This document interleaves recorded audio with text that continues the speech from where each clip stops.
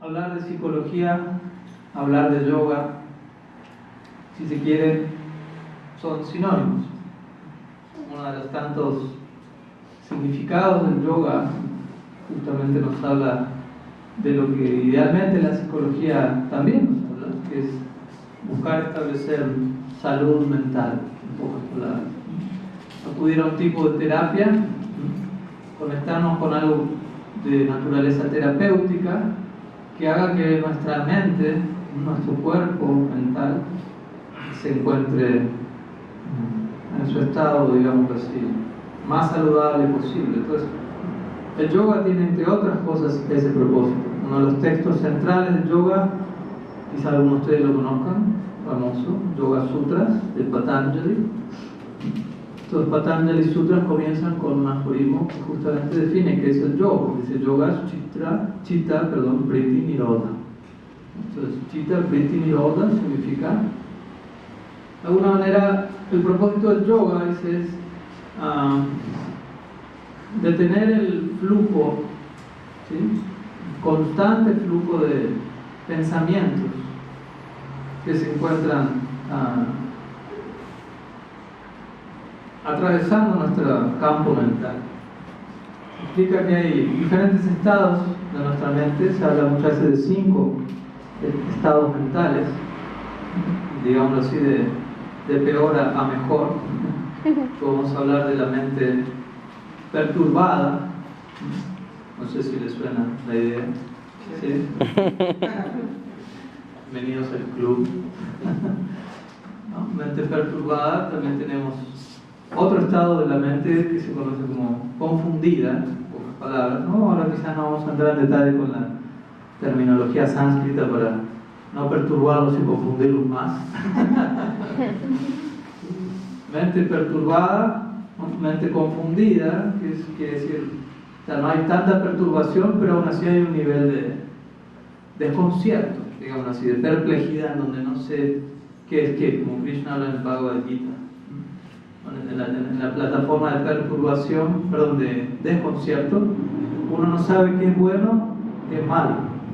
Ahora, una etapa de perturbación que implica una mayor confusión mental, uno toma lo bueno como malo y lo malo como bueno. O sea, es más grave todavía. Parece que hay certeza, pero en la dirección equivocada.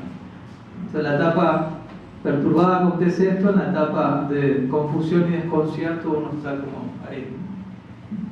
Luego viene la siguiente etapa, que es la mente se encuentra distraída.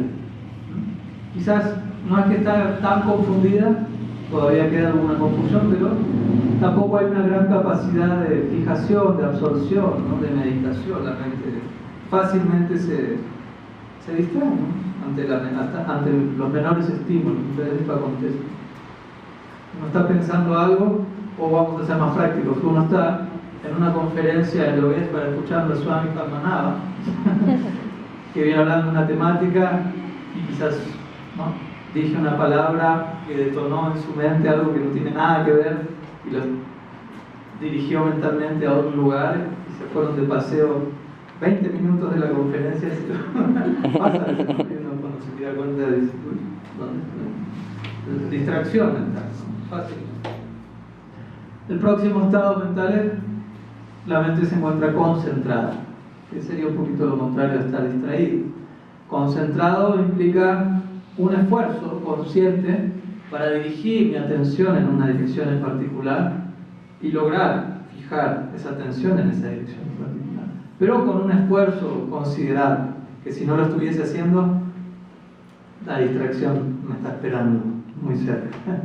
Y por encima de este estado de la mente concentrada está el estado de la mente controlada, donde ya la mente se encuentra en su estado natural, ¿no? Así como, digamos así, una bestia salvaje, si se quiere, ha sido domada, aunque bueno, se puede presuponer algo artificial en algunos casos. En este caso estamos hablando que la mente se sitúa en lo que vamos a hablar ahora en un rato, que es un estado conocido como sattva. Sattva. ¿Alguien sabe qué significa sattva? ¿Perdón? Bondad. Sí. ¿Qué más? etimológicamente hablando, sattva, sat significa sat. Eterno. Sí. Pleno. Pleno. También podría ser, sí, generosamente considerándolo. Pero bajando un poco, antes de la de eterno, que sat, real, verdad, algo verdadero, real, etc. Entonces, sattva quiere decir aquel estado de existencia en donde yo veo las cosas de manera relativamente real.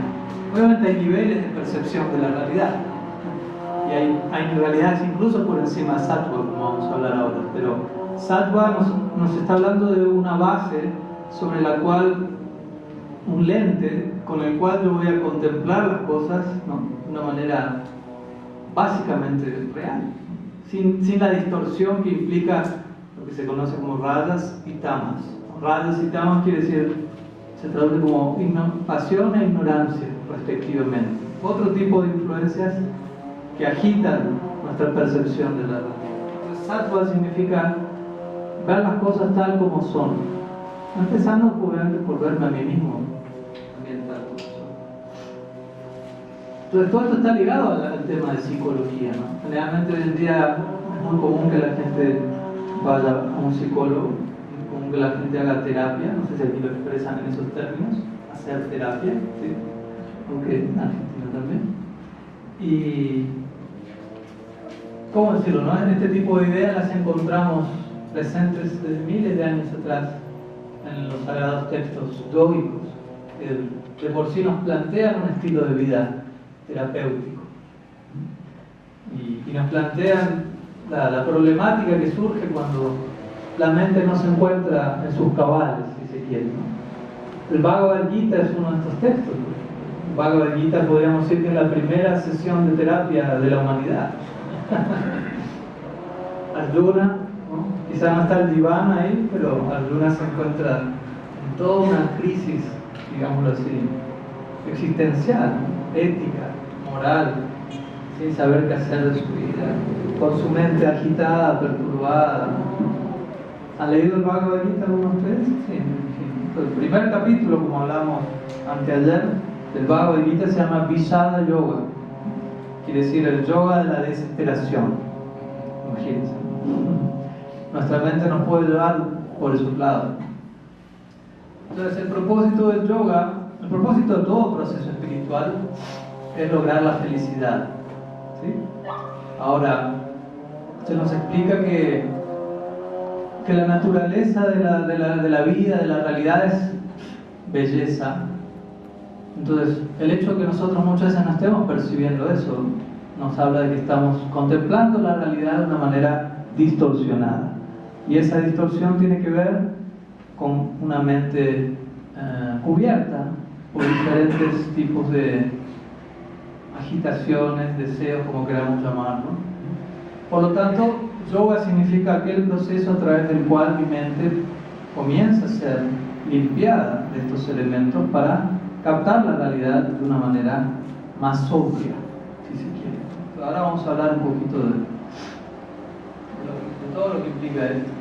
Krishna en el Bhagavad Gita menciona Banturat Madmanastasya Jinanme Bhagmanajitaha Anagmanastu Satrutve Bhartitat Maiva Satruvat. Anotaron, ¿no? Bueno. ¿Traducción? Krishna dice allí, para aquel que ha conquistado la mente se convierte en nuestro mejor amigo. Para aquel que no ha conquistado la mente permanece como nuestro peor enemigo. ¿Se entiende? O sea, estamos conviviendo con alguien que tiene el potencial de ser peor enemigo o mejor amigo. Quizás en el momento actual uno pueda sentir la mente como su peor enemigo, y el desafío que tenemos por delante es convertir a nuestro peor enemigo en nuestro mejor amigo. No está tan fácil eso. Como que uno trata de imaginarse quién podría ser mi peor enemigo, y uno generalmente tiende a pensar hacia afuera. Pero eso está más cerca de lo que nosotros pensamos. Pero el potencial es convertirlo en nuestro mejor amigo. Entonces la mente, ¿qué es la mente en realidad? ¿No? vamos a hablar un poquito de qué es la mente. Ya que, como decimos, el yoga es la ciencia, nos habla de controlar la mente, de aprender a relacionarnos con este elemento llamado mente o mana. La mente forma parte del cuerpo de lo que se conoce como linga sharira o cuerpo psíquico. Así como tenemos un cuerpo físico hecho de toda una serie de elementos que ya conocemos, asimismo existe lo que es un campo psíquico compuesto principalmente de manas, buddhi, ahankara. Y por encima de esto estamos nosotros, que ya explica en el Bhagavad Gita. Tierra, agua, fuego, aire, éter. Por encima de ello, mente, intelecto y ahankara, ego. Entonces, ¿cuál es la función de cada uno de estos planos, brevemente hablando? Para entender qué está pasando dentro de nosotros. Porque si uno no logra descifrar cada una de estas voces, cada uno de estos mecanismos, difícilmente pueda saber cómo trabajar con ellos. Va a tomar una cosa por lo que es o por lo que no es. Entonces la mente es aquel órgano dentro de nuestro campo sutil que, digámoslo así, recibe, da la bienvenida, si se quiere, a todas las impresiones que entran por cada uno de nuestros sentidos. ¿Sí? Uno incorpora una tras otra de estas impresiones a través de cada uno de nuestros sentidos, y eso en primera instancia va a parar a la mente. La mente les da la bienvenida, por decirlo así, los recibe y tiende a responder de una manera un tanto impulsiva ante eso, diciendo me gusta o no me gusta, bueno o malo, etc., ¿no? Dualidad. Ahora, aparte de la mente, ahora volvemos a la mente, ¿no? Aparte de la mente está esto que se conoce como buddhi. Buddhi significa discriminación, juicio. Implica un órgano en donde uno va a determinar de una manera más puntual qué es eso que la mente está respondiendo, ¿no? Por ejemplo, vamos a dar un ejemplo práctico, ¿no? A ver, ¿cómo le llaman aquí? ¿Heladería? ¿Sí? ¿Se llama igual? Ok. ¿Cómo? Paletería. Paletería. Ok. Bienvenido a México. Obviamente, hoy sumé mi glosario como 25 palabras. Entonces, uno pasa por una paletería, ¿no? Entonces, uno ha tenido una experiencia previa de, ¿cómo le llaman? ¿Paleta o helado? Helado. Paleta guión helado. Uno ya ha tenido una experiencia previa de eso, ¿no? Una paleta de helado, lo que fuera de chocolate, y ya queda en uno la impresión, oh, eso me gusta, la mente dice, rico, rico, rico. ¿No? Uno va a comprar, o sea, prueba, los sentidos están satisfechos, la mente dice me gusta, y por lo tanto, después de me gusta viene, compra otro, ¿no? Compra otro, la lengua satisfecha, la mente dice me gusta, muy rico, otro, obviamente, y así sucesivamente. Ahora, ¿cuál sería la función del intelecto en todo esto? Voy a dar un ejemplo muy básico. La función del intelecto sería decir, oye, si sigues comiendo una paleta tras otra vas a terminar en el hospital en poco tiempo, ¿no? La mente va a pedir cada vez más, ¿no? Así que rico, me gusta, más. ¿No? Si una cosa desenfrenada, impulsiva, sin demasiado criterio, ¿no? Ahora el intelecto va a venir a con quien diría echar paño frío al asunto, ¿no? Es decir, a medir las consecuencias de nuestros actos. O sea, muy lindo ahora, muy divertido, pero ¿qué va a pasar de aquí a unos minutos? ¿No? Ni siquiera dentro de mucho tiempo. Y de esa manera yo puedo, ¿no? Si utilizo mi intelecto, establecer las consecuencias de mis actos y comenzar a medir, ¿no? Lo que digo, lo que hago, lo que pienso, lo que deseo, a qué darle lugar, a qué no, hasta dónde. Y la función de Ahankara tiene que ver con el concepto de la relación, ¿no? Yo me identifico con algo y eso pasa a ser parte de mi propia identidad. Es un ejemplo muy simple, ¿no? Yo puedo, no sé, sentirme cómodo sentirme satisfecho en una determinada situación, donde yo puedo pensar que, no sé, tengo mucho dinero, y yo pienso que ese dinero es mío, que me pertenece, que yo voy a disfrutar mucho con ese dinero, que yo controlo ese dinero. Entonces yo paso a identificarme con eso, o sea, yo estoy apegado a lo que creo que es mío, y yo paso a creerme en eso. No sé si entiende la idea. Por ejemplo, si uno le pregunta a alguien, no sé, por ejemplo en Argentina pasa así, yo le pregunto a alguien, ¿cómo estás tú? La persona generalmente responde, la casa bien, el trabajo bien, la familia bien. Yo digo, pero yo te pregunté cómo estás tú. Lo único que tú me respondes es todo lo que tú crees que te pertenece. ¿Cómo estás? ¿Entiendes? Entonces, ¿cómo estás tú individualmente, tu ser? Tú estás hablando de tu familia, de tu casa, de tu trabajo, pero está bien, no hay problema con eso, pero ¿cómo estás tú? Pero al punto al que voy es, uno tiende a considerarse, yo soy aquello a lo que estoy apegado, y lo que yo estoy apegado es lo que yo creo es mío. ¿Se entiende? Este es un concepto, quizás no es el tema de la clase de hoy, pero todo esto está interconectado. Pero nuestro sentido del yo se deriva de nuestro sentido del mí y mío. Lo que yo creo, en base a lo que creo que es mío, eso soy yo. ¿Entiendes? Ellos son mis hijos, yo soy un padre. Y no digo que esté mal identificarse como padre, pero no me parece tan interesante que uno piense que los hijos son propiedad de uno. Ella es mi esposa, entonces yo soy un esposo. Surge un tipo de identidad en base a alguien que creo que me pertenece. Ahora, ¿qué pasaría si alguien me viene y me dice, ¿sabe qué? Nada le pertenece. ¿Dónde queda mi identidad? Entonces, debemos ser capaces de desarrollar una identidad por encima de este sentido de la pertenencia temporal. Y basar nuestra vida en una identidad real que obviamente es la del espíritu, la del alma. El propósito del yoga no es controlar la mente en realidad. El propósito del yoga es llevarnos al pleno desarrollo de nuestra conciencia, que eso es lo que vamos a hablar al final de la clase. Controlar la mente implica limpiar el terreno, aclarar el panorama para empezar a ver las cosas de una manera cuerda, clara, y sobre esa base proyectarnos hacia la trascendencia. Entonces, a la hora de hablar de controlar la mente, bueno, es importante tener en cuenta muchos de los factores que influyen en nuestra mente en el día a día. Por ejemplo, lo que se conoce como karma, lo que se conoce como el entorno, el medio ambiente, las actividades que realizamos. El concepto de karma, podemos llamarlo destino, si se quiere.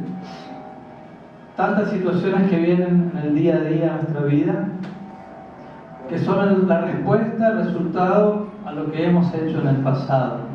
También hay un concepto en sánscrito muy interesante que se llama samskara. Samskara. ¿Alguien conoce su significado? Samskara. Samskara significa algo así como impresiones, ¿no? Como impresiones, huellas que se encuentran dentro de nuestro campo sutil debido a previas actividades, a previas influencias que hemos recibido que nos predisponen en una dirección en particular. Por ejemplo, vamos a dar un ejemplo muy simple, ¿no? No sé, un niño en su infancia crece en un entorno hogareño donde lamentablemente, no sé, se encuentra ante una situación de violencia continua.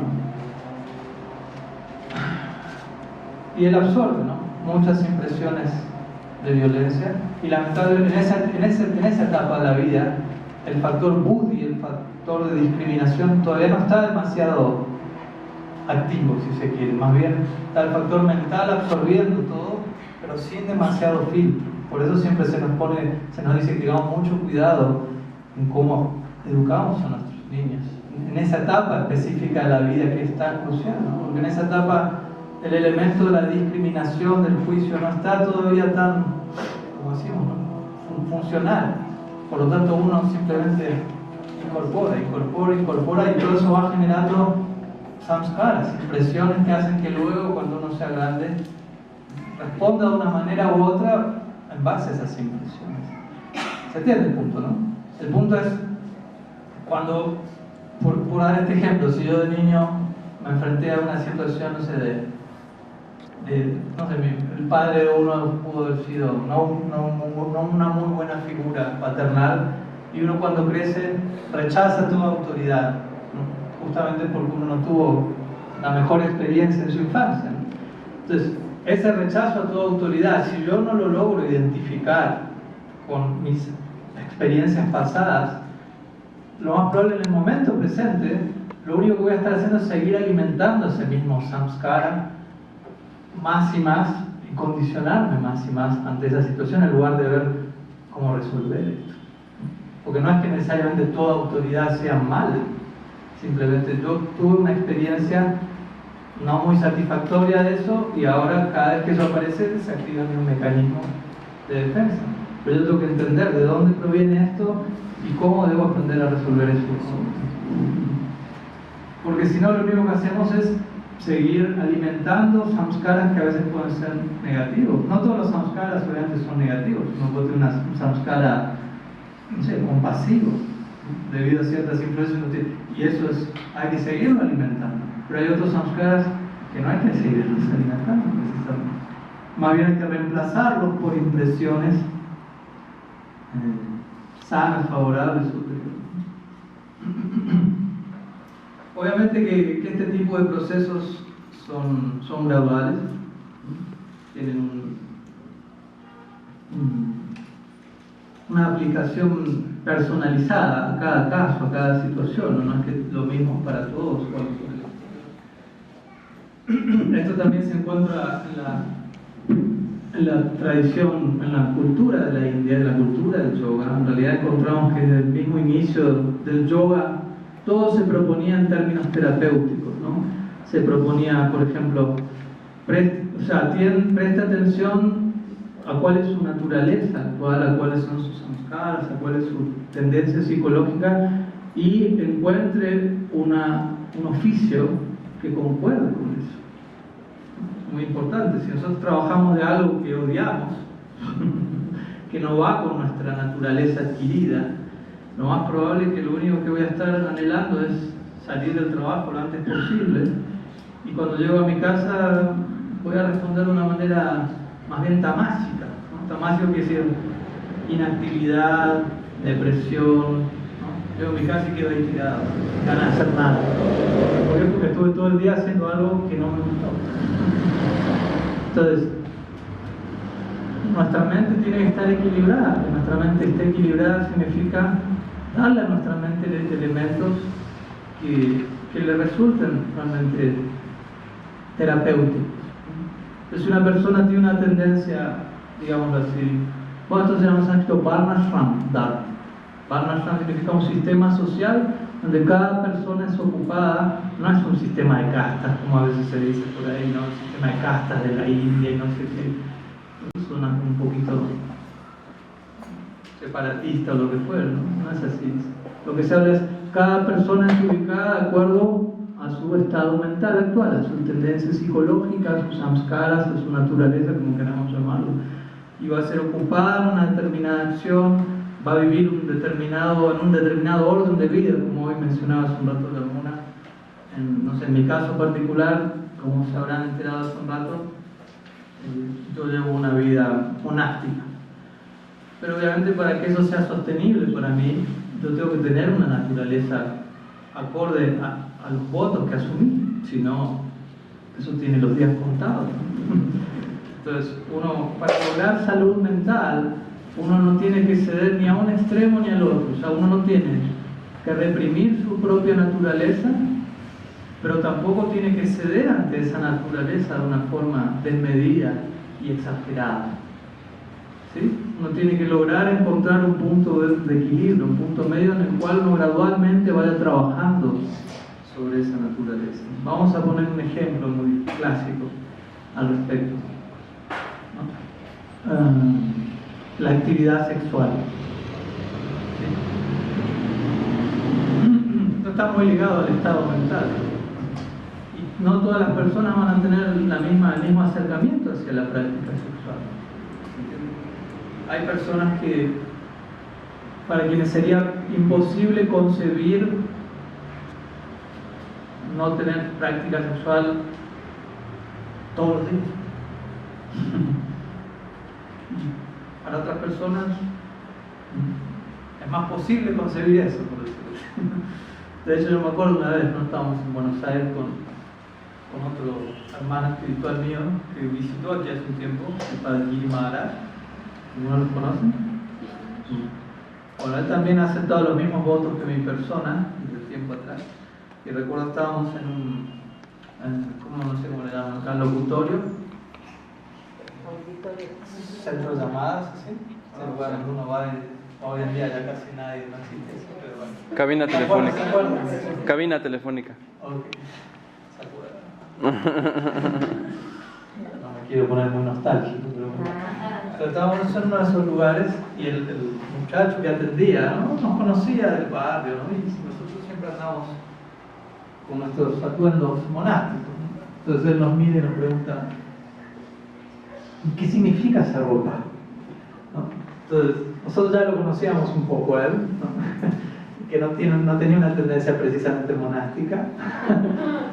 Entonces cuando preguntó eso, como que uno ya sabía a dónde iba a terminar la pregunta, ¿no?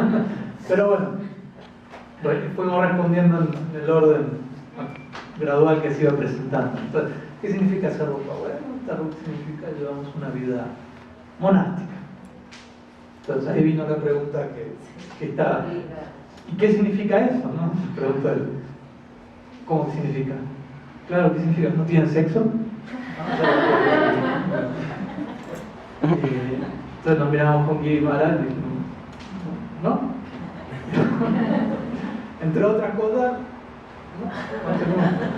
también es, o sea, no es que solo eso en nuestra vida, ¿no? Pero bueno, mi respuesta a su pregunta, no terminamos el diálogo, obviamente, ¿no? Ahí empezó a cambiar, ¿no? Su postura facial empezó a transformarse, ¿sí? Como que empezó a buscar en su Google mental y no encontraba un referente, no era posible. Como lo que lo veíamos como en este estado de mente desconcertada, ¿no? Así, con Giri Maharaj nos daba pena, no es que lo queríamos poner en ansiedad ni nada. Entonces ahí después nos pregunta, ¿y hace cuánto? Pobre, no lo podía concebir, ¿no? ¿Y para qué? ¿No? Cuanto más preguntaba, más desconcertado quedaba, ¿no? Porque mi madre decía, 20 años, ¿no? ¿Qué sé yo? Decía, 17, 15 años. Entonces, cuanto más nosotros le aclarábamos, es como que... Y ahí cuando le dijimos eso, lo perdimos, pobre, ¿no? O sea, como que quedó así como mirando al sudeste, por decirlo. Nosotros más nos mirábamos diciendo, y ahora como traigámoslo de regreso, ¿no? Y bueno, al rato como que volvió, ¿no? Y nos miró como reflexionando igual, ¿no? Sobre comparando, y nos miró y nos dijo, yo no puedo pasar un solo día sin tener sexo. O sea, no lo dijo precisamente orgulloso, ¿no? Lo dijo como cayendo en cuenta de qué tan fuera de su control se encontraba ese aspecto en su vida, ¿no? Básicamente, ¿no? Y cito este ejemplo en relación al tema que estaba mencionando hace un rato, ¿no? Para algunos es más difícil que para otros. Y con esto no estoy queriendo que nadie se sienta mal, ni estoy condenando a este muchacho en absoluto. Simplemente lo que digo es que ante una situación como esa, que es un ejemplo entre tantos, ¿no? el elemento de la práctica sexual, para todos no va a ser tan fácil manejar ese tema. Entonces, para todos no va a ser, la respuesta no va a ser la misma dentro de lo que es la psicología del yoga. ¿Qué será lo que más va a ayudar? Más que yo voy a andar por el mundo diciéndole a todos, para que ustedes tengan una mejor salud mental, practiquen todo celibato y vuélvanse suaves como yo. ¿Ustedes piensan que voy a lograr muchos seguidores así? Y habrá seguidores que me van a seguir, pero con un extremos donde repriman eso hasta un punto que eso los está desequilibrando más y más, porque eso también puede pasar. ¿Se entiende? Entonces, por decir un ejemplo, hay una persona que tiene demasiada dificultad para trabajar con eso.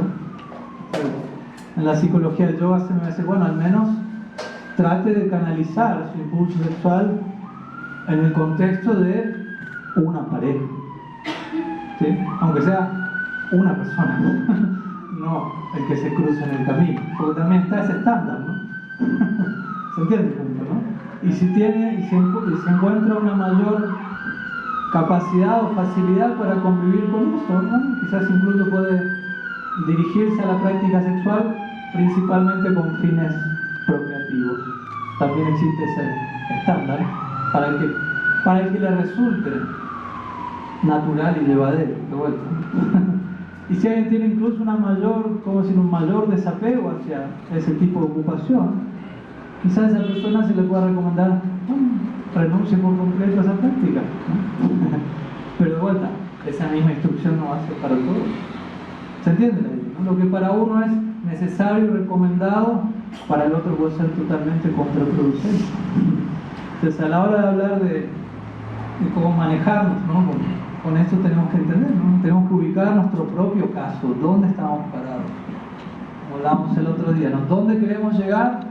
Pero también dónde estamos, ¿no? Como cuando uno llega a un, ¿cómo le dicen aquí? ¿Cómo le decían? Mall, un shopping, estos lugares grandes de compras. Centro comercial. Entonces usted llega a estos lugares, son muy grandes, demasiado. Usted quiere llegar al local número 347 y dice, ¿cómo llego hasta allá, no? Está el mapa a la entrada y le marca, aquí está la meta, el objetivo al que quiere llegar, pero también necesito la otra parte que me dice, usted está aquí. ¿Sí? ¿Dónde quiero estar? Pero ¿dónde estoy? Si me dicen, no, ¿dónde quiero estar? Y uno dice, ¿yo dónde estoy parado en todo eso para saber cómo llegar? Entonces necesito establecer la meta a la que quiero llegar, pero necesito establecer la situación actual en la que me encuentro. ¿Se entiende? Entonces, si aquí hablamos como meta, lograr salud mental, trabajar terapéuticamente en relación a nuestra mente, ¿está bien? Pero seamos honestos y realistas con nuestra propia situación actual, ¿no? Más que a veces estar observando el resto, comparándonos, pensando que a todos les pasa lo mismo, etcétera, etcétera, etcétera, ¿no? Entonces, la psicología del yoga nos invita, ¿no? Fuertemente a eso. Por otro lado, como decimos, nos invita a considerar la influencia del medio ambiente, ¿no? Cosas tan simples como las actividades que yo realizo, los entornos que yo frecuento, la música que yo escucho, la dieta que yo llevo. Quizás para nosotros eso no es algo que merezca replanteárnoslo, pero cada uno de esos factores está creando un impacto dentro de nuestra mente que va, ¿no? Estableciendo estos samskaras, ¿no? Estas tendencias en las que nos vamos predisponiendo en una dirección, en otra dirección. Como decíamos hace un rato, ¿no? Lo estaba mencionando este tema de la sexualidad. Hay personas que pueden decir, es imposible controlar eso, pero muchas veces, ¿por qué sentimos que es imposible? Porque por todas partes estamos recibiendo estímulos sexuales en lo que vemos, en lo que escuchamos, en la dieta que llevamos, o sea, toda una serie. Ahora no voy a entrar en ese tema porque no es el tema del día de hoy, pero me refiero a que muchas veces estamos incorporando desde cada situación de nuestra vida cotidiana, la música que escucho, el mensaje que leo, que veo, cómo como, qué lugar frecuento, etc. Todo eso va creando toda una serie de impactos que hacen que después yo sienta, uy, es difícil esto, o no puedo esto, o así, pero en la medida que vamos modificando eso, nosotros mismos empezamos a ver las cosas de otra manera, nos empezamos a sentir de otra manera. La mente es moldeable, o sea, la mente es material, sutil, pero material. A veces la mente es comparada como a barro, a tierra, como uno puede agarrar y darle distintas formas, de acuerdo a cómo uno trabaje con ella. Entonces, de la misma manera, ¿no? La influencia del entorno va generando un impacto que le va dando una forma particular a nuestra mente. Por eso es muy importante, ¿no? Poder regular, si es que deseamos estar, no sé, más en armonía regular, ¿no? La manera en la que, no sé, por dar un ejemplo mínimo, en los textos del yoga se habla de que hay determinados horarios en el día que son más favorables que otros para diferentes actividades, ¿no? En la división del tiempo, en la tradición védica, se encuentra el concepto de muhurtas, ¿no? Muhurtas son diferentes periodos al día, y hay un periodo que es conocido como Brahma Muhurta, que tiene que ver con la práctica espiritual, ¿no? Y nos habla de que en la mañana, en pocas palabras, hay más predisposición para el tiempo. Quizás en un horario como este, ¿no? Viernes, 8:15 de la noche, quizás cuesta un poquito más, ¿no? Enfocarse, ¿no? Que quizás si uno estuviera en una charla a las, no sé, 6, 7 de la mañana. Claro, si se acostó temprano. Si no. Obviamente, igual estamos aquí tratando de escuchar, de concentrarnos, hagamos el mejor de nuestros esfuerzos, aunque ese es más el muhurta para ir a la discoteca, básicamente. Es el party muhurta. Pero bueno, estamos tratando de igual ocupar cada parte del día en conexión a algo superior. Pero se nos enseña este tipo de cosas, ¿no? En determinados horarios del día usted va a captar una determinada influencia. Y si usted de eso vuelve algo estable, permanente, empieza a surgir lo que uno se llama un hábito, ¿no? Uno se acostumbra a algo saludable, ¿no? Algo favorable, algo sano. Obviamente también controlar la mente implica un esfuerzo de nuestra parte, ¿no? Un esfuerzo, una convicción, y para eso tiene que haber un entendimiento, ¿sí? Por ejemplo, no sé, si alguien fuma cigarrillos, por dar un ejemplo, esa persona tiene una tendencia hacia eso y no lo puede dejar. Entonces uno tiene que aprender a programar su mente en el sentido de, cada vez que hay en mí una tendencia a hacer eso, por un lado yo tengo que tener presente todas las consecuencias negativas a las que va eso, ¿no? Generar una impresión negativa, si se quiere, o sea, positiva, pero de las consecuencias negativas de eso, y a la vez incorporar una impresión favorable de algo que sea, ¿cómo decirlo?, una tendencia sana que contrarreste esa tendencia negativa. Si yo tengo una tendencia, no sé, violenta, bueno, voy a tratar de reemplazar eso incorporando tendencias compasivas, ¿no? Quizás cuesta al comienzo, pero la mente funciona así, se va acostumbrando a algo, se va programando y luego va viéndose más inclinada en una dirección más favorable, ¿no? Y qué decir si son direcciones realmente sanas para uno. Uno adquiere un gusto por eso y luego ya cada vez es más fácil decir que no a aquello que no es saludable, cada vez más fácil, cada vez más fácil. A todo esto le podemos obviamente sumar el ingrediente de la práctica espiritual. Dentro de nuestra línea nosotros practicamos un tipo de yoga conocido como Bhakti. Bhakti. ¿Cómo se llama? Bhakti. Muy bien. Entonces Bhakti, entre otras cosas, significa que no solamente vamos a depender de nuestro propio esfuerzo, que también tiene que estar ahí, sino que a esto le sumamos el ingrediente de la gracia divina. ¿Sí? Esto me recuerda, por ejemplo, el famoso programa acá, me imagino, de existir, de los 12 pasos. ¿Existe aquí? Bueno, no sé si alguno ha estado o no, no hay problema, no voy a preguntarles eso.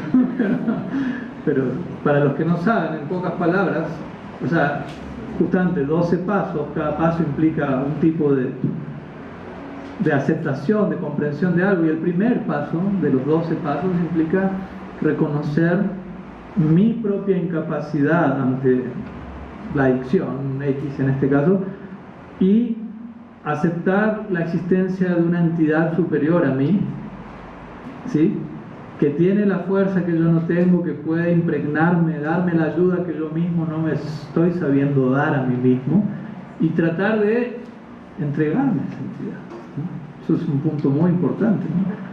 En el mundo del yoga, en los sutras de Patanjali que hablamos hace un rato, él presenta este concepto cuando él habla de Yama Niyama, ¿no? Y él dice Ishvara Pranidhana, ¿no? Ishvara Pranidhana quiere decir rendirse al controlador supremo. Ishvara, ¿no? Hoy aquí estamos en un lugar que se llama Yogeshvara. Justamente quiere decir eso, Yoga Ishvara. Ishvara quiere decir el amo, el controlador. Entonces, un paso muy importante es aceptar, esta situación está fuera de mi control, en pocas palabras, y dirigir mi mirada hacia aquellos que controlan lo que yo no controlo. Por eso también se recomienda este concepto dentro de la práctica del Bhakti del Satsanga o Sadhusanga. Significa permanecer cerca de personas que exhiben un alto grado de control mental, un alto grado de realización espiritual, y ojalá poder vincularme con esas personas mediante un vínculo de aprecio, de respeto, de servicio. Voy a ser altamente bendecido. Patanjali dice, incluso con meditar, pensar, recordar a personas sabias que han controlado su mente, eso inmediatamente me ayuda a yo poder controlar mi mente. Contemplar una foto, una imagen de una persona que está por encima de la influencia de las tres modalidades de la naturaleza, ya me empieza a dirigir en esa dirección a mí también. Es el poder que generan las personas iluminadas. Entonces se nos recomienda recurrir a este elemento de la gracia divina, hacer el mejor de nuestros esfuerzos, pero también pedir ayuda. ¿Sí? Eso es parte integral del yoga y de la salud mental. Todo está ligado. Como el ejemplo que damos el otro día, es como yo voy caminando y caigo en un pozo de, no sé, 10 metros de profundidad. ¿Qué van a hacer ustedes en ese momento? Hagan cuenta que cayeron, se quebraron un brazo, una pierna y están ahí en el pozo. ¿Cómo sigue la escena? ¿Y cómo se pide ayuda? Exactamente, ¿no? Pues yo estoy ahí a 10 metros con un brazo. ¿No? Sus cuerdas vocales ahí van a estar, pero en llamas, ¿no? Un sentido de la necesidad, de la dependencia, de entender, yo no puedo salir solo, pero hay algo que yo tengo que hacer en este momento, que es pedir ayuda a Cristo. Nadie lo puede hacer por mí. Todo lo otro alguien más lo va a tener que hacer por mí, pero esta parte nadie la puede hacer por mí. Así que eso es lo que estamos haciendo antes de empezar la clase, ¿no? Hare Krishna. Ayuda. Entonces, si yo pego ese grito desde el lugar correcto, la ayuda va a llegar, ¿no? Alguien se va a asomar, me va a decir, sí, ¿qué necesita? Y vuelvo a repetir, ¿no? Ayuda. Entonces la persona entiende el punto, obviamente, ojalá. Te va a buscar lo que fuere, la soga, vuelve, tira la soga, ¿no? En ese punto yo ahí no puedo hacer nada más, sino que esperar, ser paciente, confiar en que el otro va a volver, en que me va a tirar la soga y no me va, no sé, a asesinar cuando me saque el pozo. No tengo mucha opción, tengo que aprender a confiar. Tengo que hacer algo, aunque estoy ahí tirado externamente sin hacer nada, tengo que estar dispuesto a todo esto, mientras que el otro está haciendo todo el trabajo de ver cómo me rescata. La persona va a tirar la soga y yo me tengo que agarrar, me va a decir, agárrese, yo no me puedo agarrar por usted. O sea, ya estoy agarrando el otro lado, yo estoy tirando, yo estoy haciendo la mayor parte, usted agárrese. Y uno va a agarrarse y quizás lo están rescatando, están saliendo y me dice, ay Señor, me está doliendo un poco la mano de la soga, ¿puedo soltarme? No, sabe que no, estoy que lo rescato, aguanto un poquitito. Pero parece que en el camino hay un panal de abejas, me van a picar, mejor me suelto y sigo en el pozo. Que lo pique nomás, no hay problema, ¿no? Ya está que se entiende, ¿no? Entonces eso tiene que ver la práctica espiritual, ¿no? Uno muchas veces pasa una cosita, pasa otra cosita y uno ya quiere como quien diría bajarse del barco. ¿Sí? En medio del océano me bajo, vuelvo nadando a casa, no sé, estoy en medio del océano, no se baje, confíen que el capitán lo va a llevar a casa, ¿no? Entonces, y finalmente la persona me rescata, me saca del pozo, ¿no? Entonces, lo último que yo le voy a decir a esa persona cuando salgo del pozo, yo no le voy a decir, ay, ¿viste qué bien que me agarré de la soga? O sea, no, la persona me va a hacer así, no entendiste nada. Entonces, yo voy a agradecerle a esa persona, gracias, me salvó la vida, me rescató. Yo tuve que hacer mi parte, pero la otra persona hizo la gran parte. Todo eso significa la relación que existe entre el esfuerzo personal y el elemento de la gracia divina. ¿Se entiende? O sea, la ayuda está más allá de mí, que tiene que estar ahí, pero la parte que a mí me corresponde, que también tiene que estar ahí. Los dos tienen que estar ahí. Entonces, si todo eso está en su lugar, gradualmente la salud mental llega más y más hacia nosotros, hacia nuestra vida. Entonces, básicamente, como para ir concluyendo un poco la idea y dejar un espacio a las preguntas, como dijimos al comienzo, todo proceso yoico, todo proceso espiritual nos habla de buscar la felicidad, y muchas veces no encontramos la felicidad debido a la distorsión que existe en nuestra mente, producto de diferentes vrittis, olas, ¿no? que están agitando nuestra percepción de la realidad. Por eso Mahaprabhu dice Cheto Darpana Marjanam.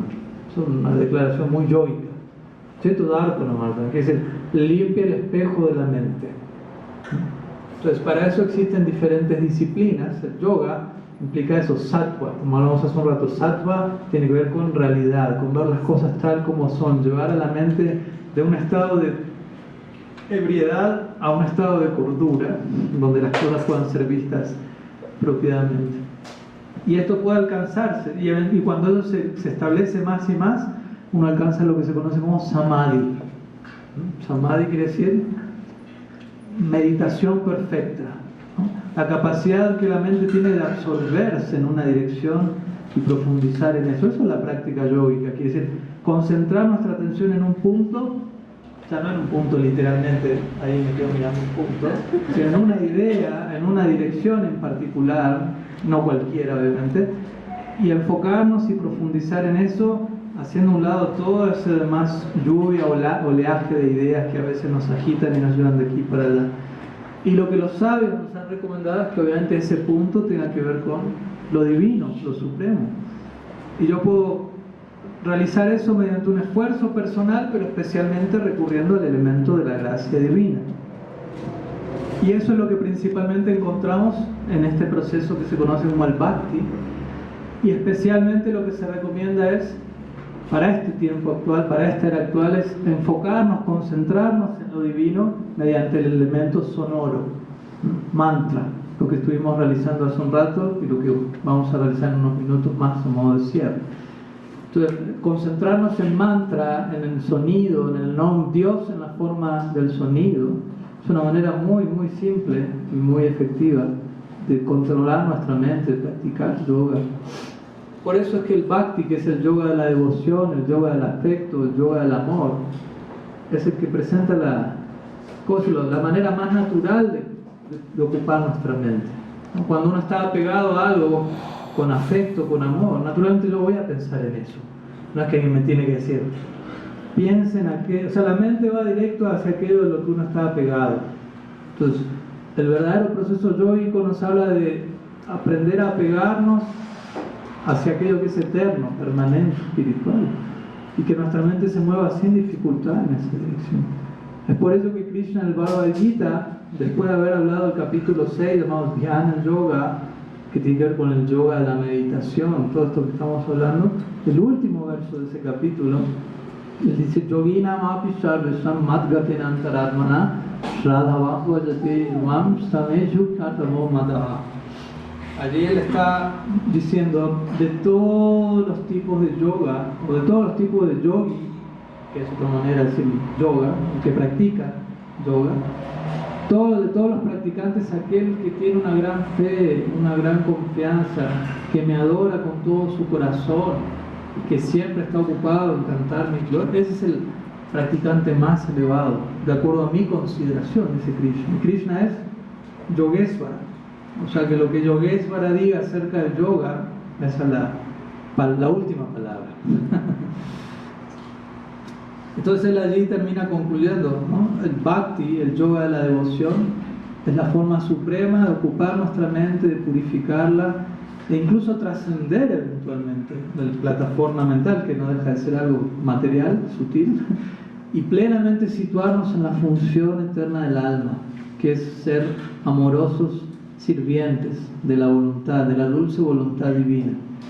Entonces la mejor manera de ejercitar y poner en práctica eso para los tiempos actuales es a través del canto, como estuvimos haciendo hoy, ¿no? A todos nos gusta cantar, entonces cantemos, pero en la dirección correcta, ¿no? Vinculémonos a través del elemento sonoro con lo divino. Entonces es la mejor manera para practicar psicología realmente. No estoy en contra de que alguien vaya al psicólogo, no es que estamos queriendo sabotear esa propuesta, pero estamos hablando de psicología en el yoga, ¿no? Entonces el yoga está lleno de estos elementos, ¿no? Todo en la práctica yógica es terapéutico, ¿no? Todo, la manera de hablar, de relacionarnos, de alimentar, todos nuestros hábitos diarios tienen el potencial de ser terapéuticos. Así que bueno, esperamos que alguna de estas palabras les haya inspirado, aclarado algunas ideas.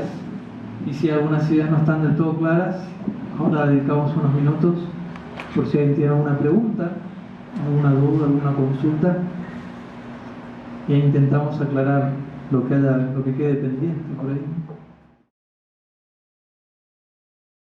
Samskaras de otras vidas, porque desde ya que en el mismo momento que uno nace en esta vida, a veces tenemos la idea rara de que uno viene en cero, por decirlo así, ¿no? Como con el registro vacío, como que uno no existió hasta ese momento y de repente está ahí.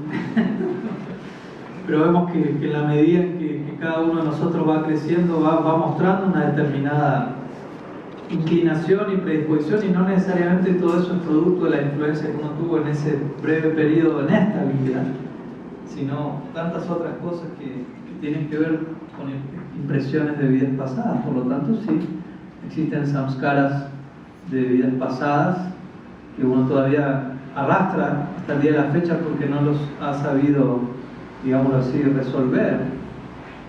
Y obviamente tenemos que sentir, bueno, en esta vida tengo la oportunidad de alinear cualquier samskara negativo que me pueda estar acompañando quizás de vida y poder transformar esa misma tendencia en algo completamente favorable, ¿no? Saludable. Todo eso por un lado.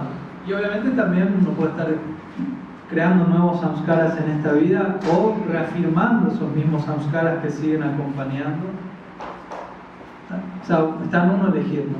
Cómo manejarse con eso. Entonces, pero es importante entender que estos samskaras, estas impresiones están, como digo, ¿no? Impregnadas en la mente, y eso es algo que puede modificarse, ¿no? A veces cometemos el error de identificarnos con eso hasta el punto de decir, yo soy eso. O sea, que no concibo que eso tenga que cambiar, o que pueda cambiar. Quizás quisiera que se cambie, pero pienso, soy así, y yo mismo refuerzo esa idea de que no puedo cambiar. Entonces es importante que sí, entender, todo esto tiene que ver con la mente, y la mente, como dijimos, es moldeable, es algo que puede tomar distintas formas de acuerdo a las influencias que yo le brinde, al alimento que le dé.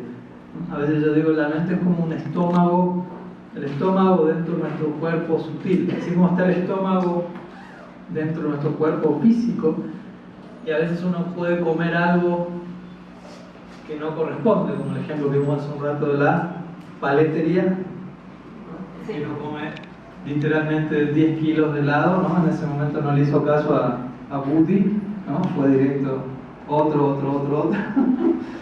Y después uno va a andar diciendo por ahí, ay, el estómago me está matando, ¿sí?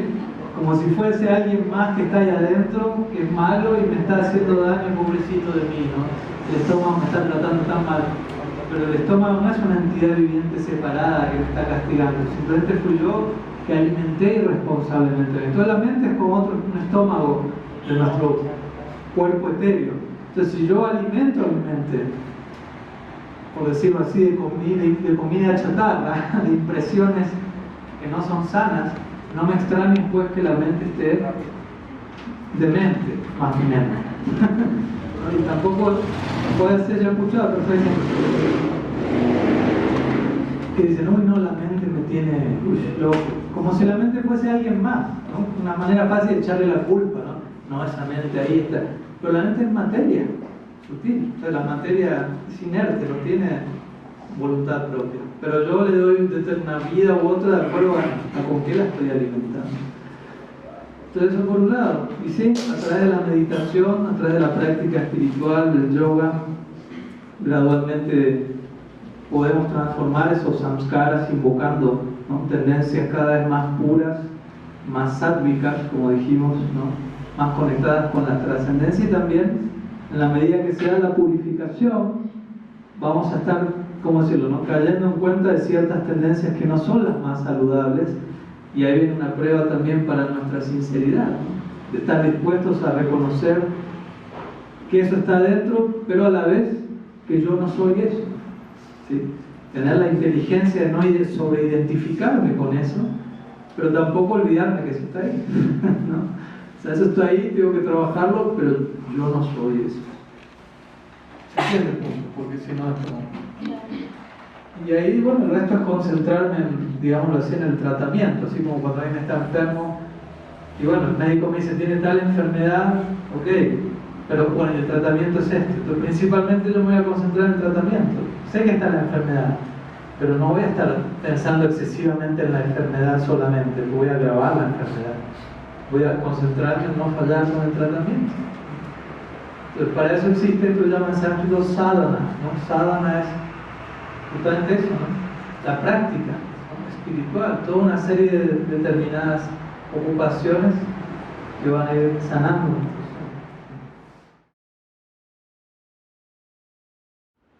Sí, el señor Buda, de acuerdo a lo que es nuestra tradición Gaudiya Vaishnava, él es un avatar, considerado uno de los 10 avatares, las 10 principales descensos divinos del absoluto, y Buda representa el principio, ustedes saben, entre otras cosas, de ahimsa, ¿no?, de la no violencia, y obviamente la filosofía básica del budismo es lo que llaman el sendero Ocupeo, las 4 nobles verdades, y bueno, cómo erradicar el sufrimiento eliminando los deseos, ya que él presenta los deseos son la causa de la ilusión y del sufrimiento. Entonces, sin deseos no hay sufrimiento, sí, pero tampoco hay identidad individual, de acuerdo a Buda. O sea, la propuesta de Buda es como ir al dentista, ¿sí? ¿Dentista dicen aquí? Sí, okay. Bien, una es común. Entonces uno va al dentista con un dolor de muela, entonces estoy sufriendo, tengo dolor. Entonces hay 2 opciones que le puedo ir al dentista. Una es sáquenme la muela, otra es arreglen la muela. O sea, sáquenme la calle y que la muela siga cumpliendo una función. Entonces la propuesta de Buda es algo así como sáquenme la muela. O sea, estoy sufriendo, mi existencia me causa dolor, aniquilemos la existencia. Entonces no hay más dolor, pero tampoco no hay nadie más.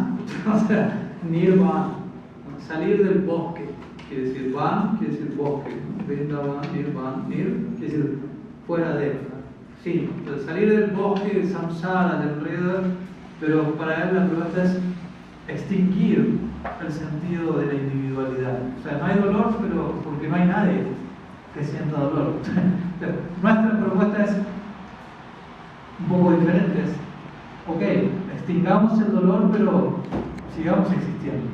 Como esta idea de quitemos la calle, saquemos el dolor, pero que la muela siga estando cumpliendo una función. Entonces Buda no predica Vaishnavismo, es algo, pese a que es un avatar de Vishnu, pero dada la necesidad relativa del momento, él tuvo que primero que nada, ¿no?, aclarar cuál era el propósito, empezar a ¿cómo decirlo?, ¿cómo se llama? Empezar a encarrilar la verdadera intención detrás de los Vedas. Cuando él descendió se encontró que todo el mundo se encontraba tomando los textos sagrados, pero utilizándolos fuera de contexto para justificar exactamente lo opuesto de los textos sagrados. Entonces lo que él consideró en ese momento como una estrategia, una emergencia del momento fue: no creo que vayan, si les trato de explicar la idea de los textos sagrados no la van a entender, entonces mejor niego la autoridad de los textos sagrados. Y de esa manera ellos no van a tener sostén para hacer lo que están haciendo. ¿Y qué era lo que estaba haciendo? estaban matando indiscriminadamente a los animales, justificándose en los Vedas. Entonces lo que Buda hizo fue negar la autoridad de los Vedas. Y el Krishna mismo, Krishna Bhagavad Gita dice, Vedanta Krit Vedavite Vachaham. Yo soy el conocedor de los Vedas, el compilador de Vedanta, pero está en la emergencia que tengo que decir, los Vedas no van. Cuando él mismo hace el corpus original. Pero la gente necesitaba, no, los Vedas no son autoridad, así que la excusa que ustedes están teniendo para hacer eso no vale, deje de hacer eso. Entonces él establece ahimsa, no violencia. Luego de Buda viene Shankaracharya. Y él restablece la posición e importancia de los textos védicos, pero no en su plena dimensión, sino que presenta Advaita Vedanta, la concepción no dual del absoluto, pero como un paso, ¿no?, para restablecer, reencarrilar lo que se había, lo que tuvo que modificarse por una emergencia. Y luego de Shankar viene Ramanuja, Madhvacharya, y ellos ya empiezan a dar una concepción teísta, personalista de los Vedas, y eventualmente llega Sri Chaitanya Mahaprabhu, que nos entrega la concepción final plena de lo que realmente el Veda intenta decirnos, ¿no? El Vedanta a través del Srimad Bhagavatam, etcétera, etcétera. Es un tema muy extenso, ¿no? Tampoco quiero complicarles mucho el tema a ustedes, pero en pocas palabras sería eso. Bueno, que el aporte de Buda fue fundamental.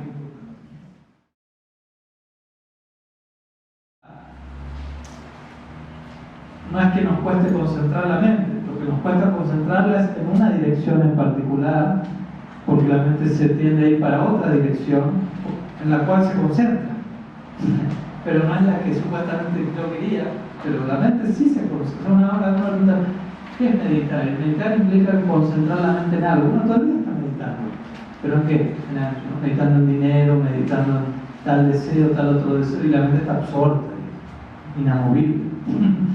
Pero uno entiende que la idea no era que esté absorta en esa dirección. Entonces tengo que entender, o sea, si me cuesta, no sé, si al cantar un mantra me distraigo, puedo entender, lo más probable, la distracción proviene de toda una serie de deseos que todavía me acompañan, separados a lo que ese mantra representa. Entonces, no es solamente hacer una fórmula mágica para concentrarme, sino es saber trabajar sobre esos deseos que tienen mi, ¿no? Krishna dice en el Bhagavad Gita, ¿no? Vyasa yadmika buddhi nandana bahu sakaryanata sudavyo yedesaya. Aquellos que hay personas que tienen la inteligencia ramificada en miles de direcciones, y hay otros que tienen el enfoque en una dirección. Y ahí hay puntos intermedios, obviamente. Estamos todos en el intento, no es de un día al otro.